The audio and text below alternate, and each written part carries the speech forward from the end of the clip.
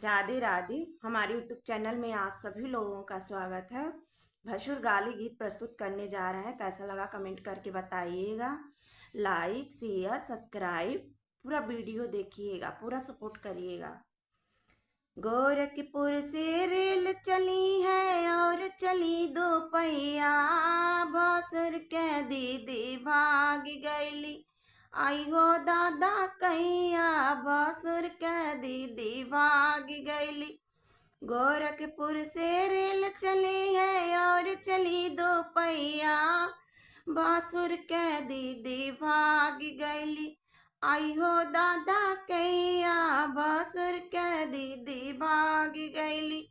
गांव नगर में शोर भइल बा और बजरिया, भसुर के दीदी भाग गईली, आई हो दादा कैया, भसुर के दीदी भाग गईली। मड़वा बीचे भसुर रोवा पटकी पगड़िया, मड़वा बीचे भसुर रोवा पटकी पगड़िया, बहनिया हमरी भाग गईली, अब का करी दैया, बहनिया हमरी भाग गईली।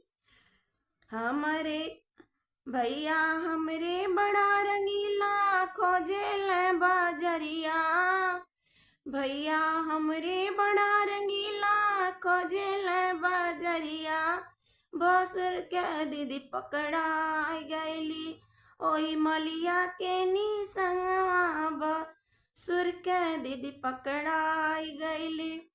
गोरखपुर से रेल चली है और चली दो पहिया, भसुर के दीदी भाग गईली, आई हो दादा कैया, भसुर के दीदी भाग गईली, आई हो दादा कैया, भसुर के बुआ भाग गईली।